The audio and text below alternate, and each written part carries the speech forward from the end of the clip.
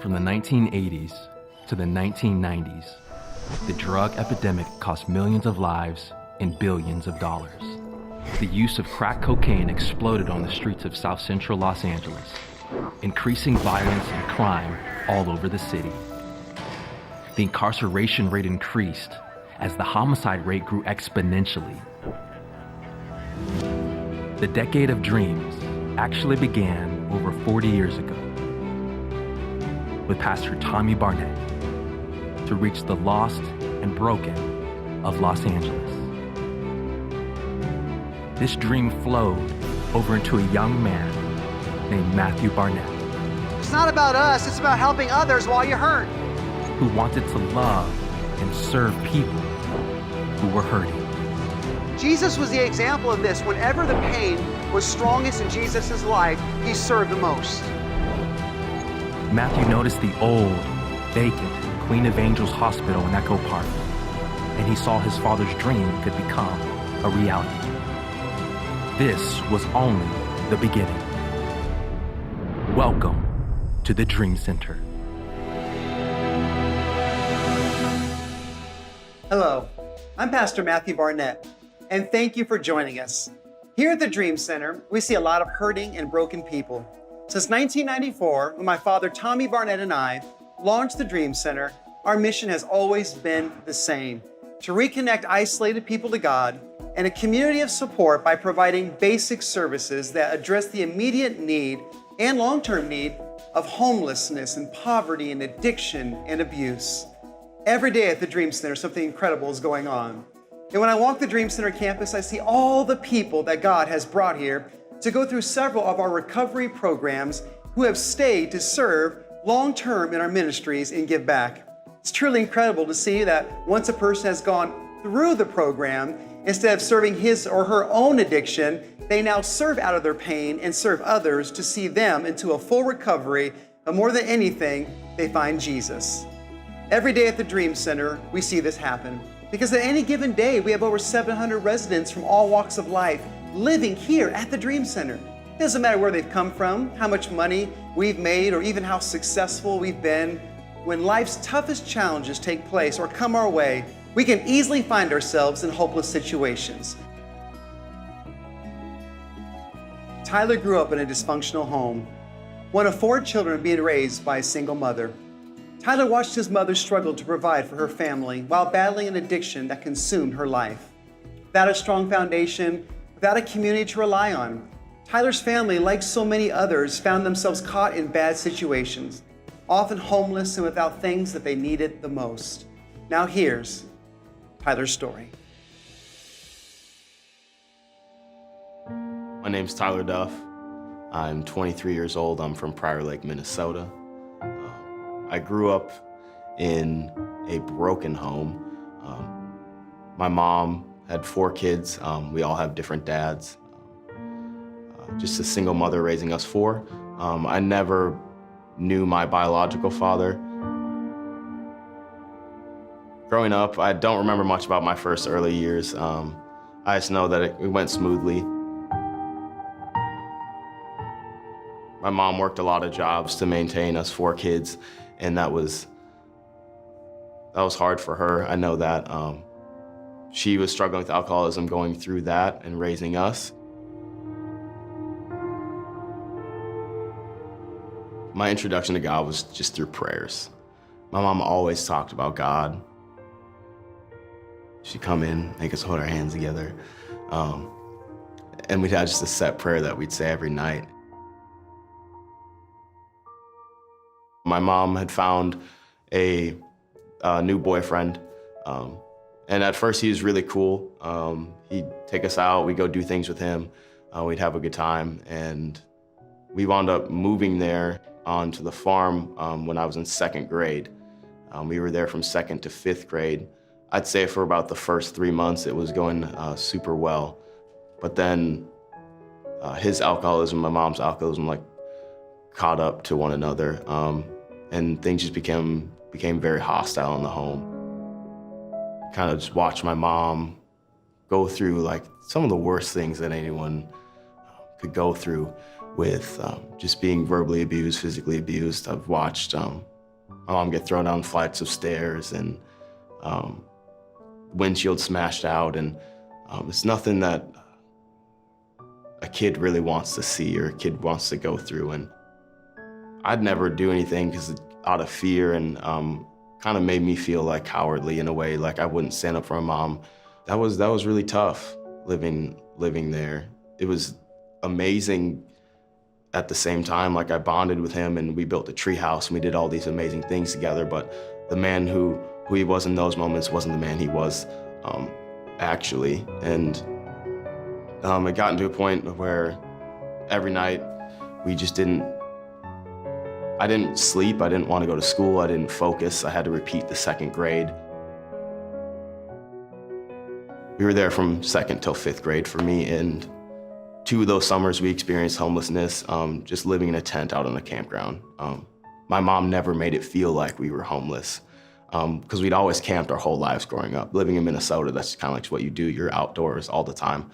And I remember a time where Keith was upstairs, he was on a drinking rampage, he was just drinking. We knew something was gonna happen. It was all my sisters and I and my mom. We just went to the basement.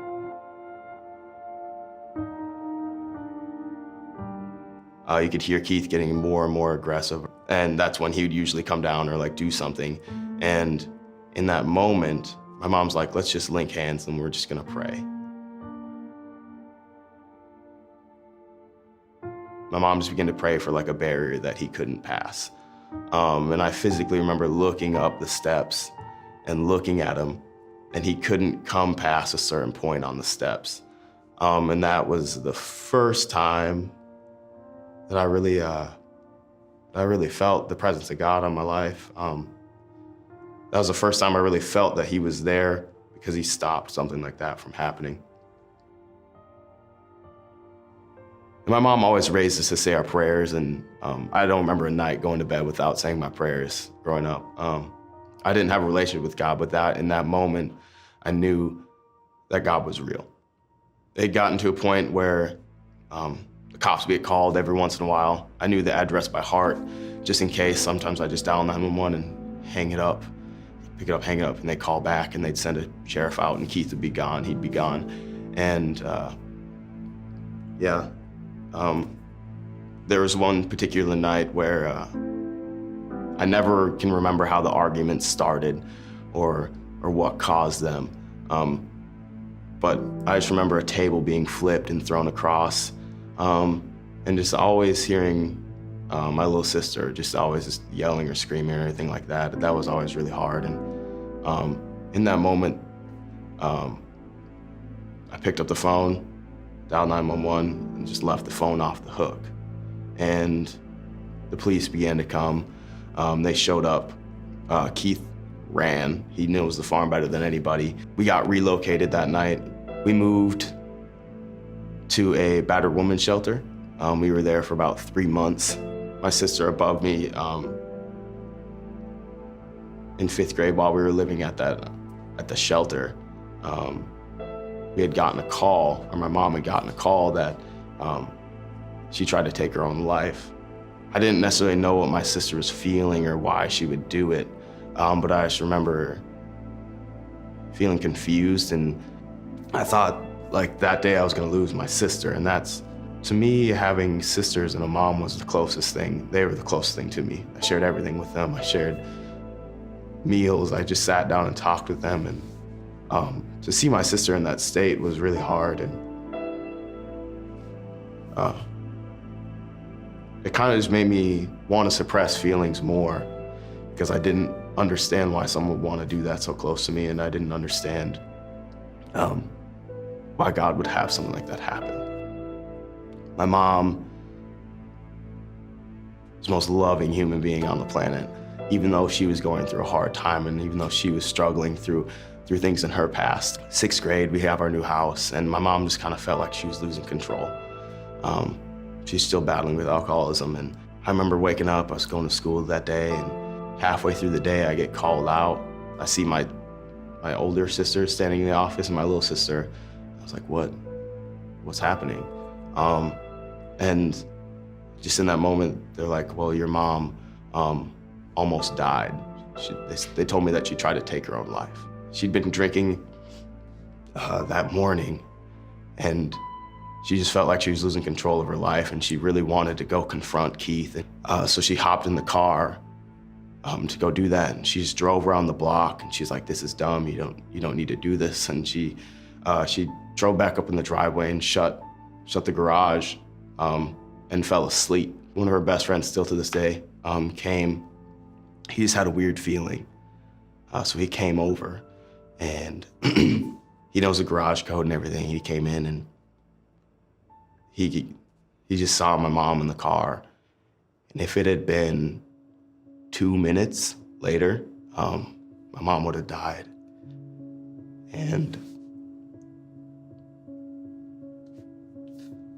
2 minutes.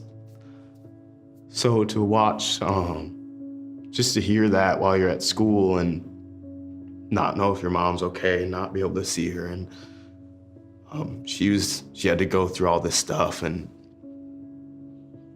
it was just really hard. Like, you don't know when you're gonna lose someone, and to have 2 incidents like that happen within pretty much a year was really hard. After that, we got sent to my dad's. So I was in a whole new school, a whole new environment. And my mom was in rehab, just kind of getting her life better. And my passions were track and football. When 9th grade hit, I started smoking weed heavily. At that point, I'd started selling weed. I was with the wrong crowd. I kind of just believed in my own way instead of what God would do through me. I'd moved out of my mom's because I really wanted my own way. I remember going to the counselor's office, and a counselor told me I couldn't pass like a normal class, like a normal, so she wanted to put me in a lower one, and that just made me furious. So I just stormed out of there, and I was like, well, I'm just gonna do really good in school. And being where I was with selling weed and smoking weed all the time and not really focusing on school, that fell away. So I just began to just skip class and do whatever I wanted. Track season came, and I was ineligible because of grades. So I missed out on my entire sophomore year of track. That broke me. I was ineligible my sophomore and my junior year because of grades. And that whole time I was just defeated. Moved in with a friend, and him and I would sell weed together. Weekends, party, drink, do whatever we wanted.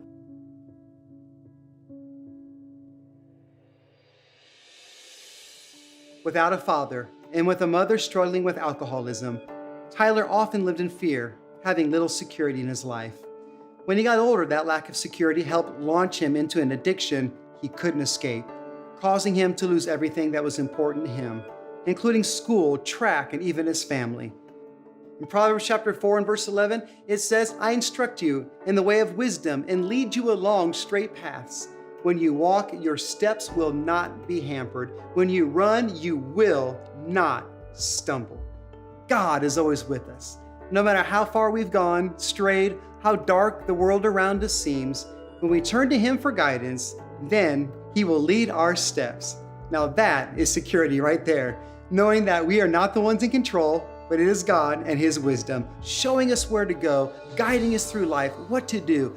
This is how we escape fear of addictions in our life, how we can truly find freedom. God was always by Tyler's side, waiting for Tyler to look to Him for direction. It is because of your willingness to give that the Dream Center is able to do what we do.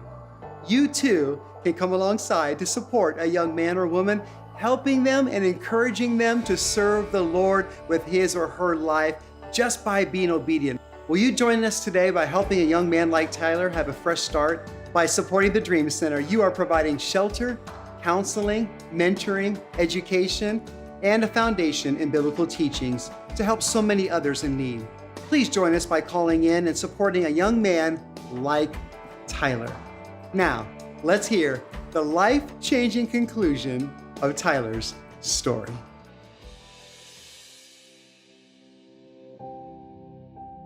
My youth pastor came up to me before my senior year started, and he goes, my wife and I, we'd like you to move in with us.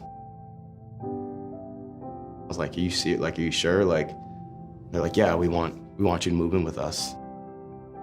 Okay, like, let's do it. So I quit selling weed. I just dropped it. I quit drinking. I quit everything. Them taking me in was one of the best things that could happen to me. Living with them, I sat down at a dinner table and they'd ask me about my day after school, and they held a standard for me for my grades, and I tell them about my day. I'd get to sit down and just like have conversations with them, and just like, they're an incredible couple and they had a son, so I got to watch them in what a godly relationship looked like, because I had seen so many ungodly relationships prior, and just watching the way that they loved each other and the way they loved God in the midst of that really challenged me and allowed me to grow. And I got my grades to a point where I was eligible to run track my senior year. So I finally came back after 2 years of not being able to run, and I got to run. And in my senior year, I broke the school record. No matter what, in every circumstance, Jordan would look at me and go, no matter what, I believe in you. If no one else believes in you, I believe in you. And Rachel, she just loved me like a mother, and she just, anything I needed. We just had like such a solid relationship. The world started becoming more appealing to me. They would ask me like, what are you doing this week? And I'm like, oh, I'm just going to dog with my dogs. And they're like, what does that mean? Like, I don't know, we're just gonna go do stuff. But then that led into like drinking and smoking and going out and doing whatever I wanted. And they have really good discernment. They weren't dumb. They knew exactly what I was doing. They called me out on it. And at the same time, I was still going to church and like trying to be a leader and stuff like that within the church. And I remember just sitting on the couch down in the basement. We were like watching a hunting show, it's Minnesota. And Jordan just looked at me and goes, hey buddy. I was like, what's up? And I like knew something was wrong. But he just explained how much he loved me and that they were gonna ask me to move out. And I was like, in the moment, I was just like, just mad at myself. Like I didn't have any emotions. I suppressed them. I didn't want to deal with them. He's like, do you have anything to say? And I was like, no, just like, thank you. I remember just like laying in bed that night, not being able to fall asleep. So I just packed my stuff and I left at like 3 a.m. I didn't talk to him for like 4 months, and it wasn't because I was mad at them. It was because I was mad at myself for what I was doing. And after I'd left, I just jumped right back into what I knew best or what I felt comfortable in. And that was smoking, that was drinking, that was doing whatever I wanted. Came to a point over the summer when I was with my best friend, and him and I had gotten in a fight because I had sold weed to his mom, and he just like tackled me off a chair. And he was like, dude, like, what is wrong? Like, just got in my face like a friend would do. Because of that fight, the cops showed up, and I wound up getting a minor. And I was like, nope. Because I'd never wanted to have like anything on my record or anything. Like I never wanted to get caught. And the next day, I like threw away all my weed. I stopped drinking for like 4 months and like all this. And I just started to seek after God, and I was like, what can I do? Read my Bible. Like that's all I would do until I like felt God tell me what I needed to do. And I really wanted to get back into church. And I texted Jordan and Rachel, and I was like, yeah, like I love you guys and I don't have anything against you at all. And the best thing you could have done for me in that moment was to let me go. Because they taught me so much, and the only thing they could do at that point was just like, well, you're gonna have to figure this out for yourself. They taught me so much. God just showed up. I started going back to church. I started just like believing in him again and like not relying on myself.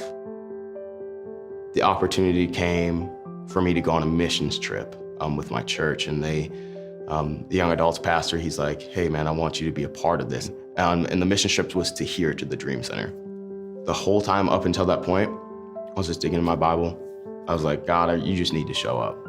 Like, I'm ready for this. Like, let's do this. I really wanted to experience God's love for me and for the people. Like, I love serving, so. And we flew out here, and I just remember landing and coming here, and just being blown away by this place. I was like, what? What is this? In Minnesota, you don't see people experiencing homelessness often, as much as you would see on Skid Row, but just being thrown into the ministry here with Adopt-A-Block and going to the housing development sites and just seeing kids and getting to interact with families and getting to interact with people on Skid Row.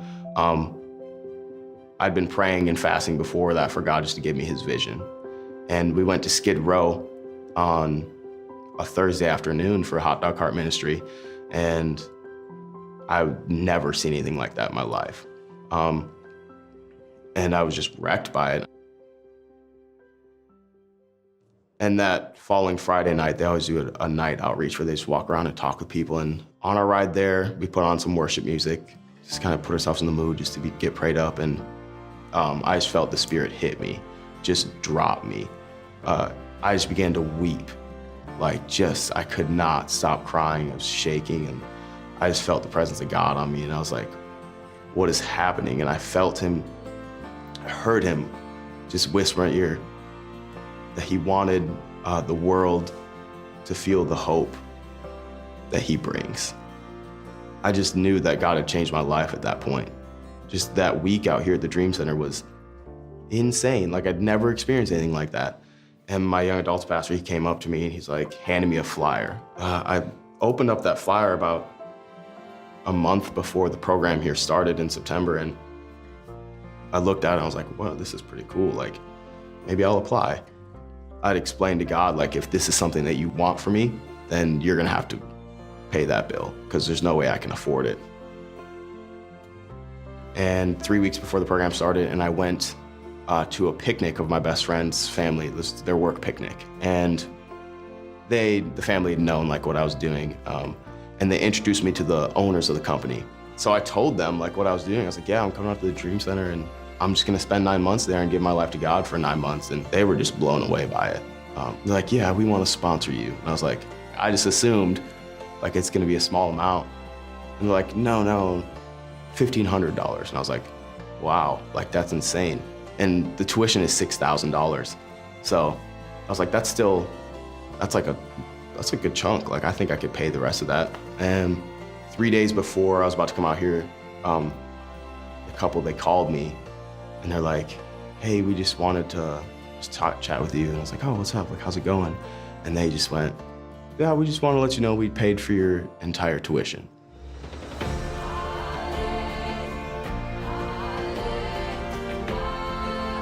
I definitely don't take it lightly that I got the opportunity to come out here. God planned every step. He knew that I wouldn't be able to afford it. He paid for that. He got me out here, and he knew all I needed was just a little bit of a nudge, and he'd get me here. And then since being here, being a part of Adopt-A-Block and being a part of just the Dream Center in general is a blessing. I always say that we get to go out and just be a hope to the people. From that day when God spoke hope into my life, that's the word that carries me. I get to see hope in situations the world has deemed as hopeless, and I get to love on people. I get to go into the housing developments into Nickerson and just throw a football to kids. It's my passion. I get to do that now. I get to build relationships with families and fellowship with Christian people, and not only that, I just get to love on people all the time. Seeing where I came from and seeing what I went through to get to this point, it's just amazing that I was able to do that God was able to do that through me. I shouldn't be here. I shouldn't have this opportunity. And I'm just incredibly grateful for it.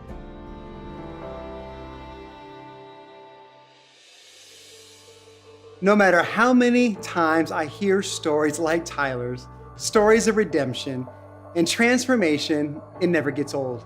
In fact, I'm constantly inspired by how God's presence in someone's life can take over them from feeling like a failure and grow them into a leadership position, allowing them to speak into the lives of others. Tyler is using his gift of sports and running track to minister to children in projects and making an impact in their life. Tyler used to be dependent on drugs to get him through the day, but now he is dependent upon God. The most beautiful thing I've ever seen. God knows our passion, He knows our purpose, And He can use us to make an impact. He can use you. He never gives up on us, even when other people have given up on us or we've given up on ourselves. But God wants to use us to make a difference in this world. He wants us to take our failures and use them for something good, things we struggled with, and turn them into something beneficial. He knows our hearts, our past, and instead of judging us, He wants us to use all those things for His glory. So no matter how far you think you've strayed or how bad the mistakes in life have been, God can still use you. He knows exactly what you need, and He can restore your passion and purpose in life. Your support and prayers have made it possible for Tyler and so many others to get another chance at life. You help us make dreams come true and to serve people 24 hours, 7 days a week. Please consider partnering with the Dream Center, becoming a dedicated supporter of our organization that is changing lives and restoring the broken. In fact, we'd love to invite you to come to our campus and meet people like Tyler and so many others and see what we're all about. Many of us have grown up in fear with dysfunction in our families. Having absent parents, either physically or emotionally, because of work or addictions, this often leads to a lack of security. And without having a place to turn to, so often we might find ourselves looking in the wrong places, drugs, alcohol, addiction, to cope with the challenges of life. However, there is security in God. He knows our path. He knows exactly what we're supposed to do and where to go, and He is the only one who can equip us to face tough situations and overcome those things that we deal with. In Deuteronomy chapter 31 and verse 6, it says, "Be strong and courageous. Do not be afraid or terrified." I like that, because of them. For the Lord your God is with you. He will never leave you nor forsake you. What a promise from God. When we turn to Him for guidance, then He will lead our steps. Now that is security right there, knowing that we are not the ones in control, but it is God and His wisdom. Thank you for watching, and please join us next week for another powerful story full of hope, transformation. You will continue to see how far your support goes in the lives of others and how far the hand of God can reach to make a difference right here every day at the Dream Center.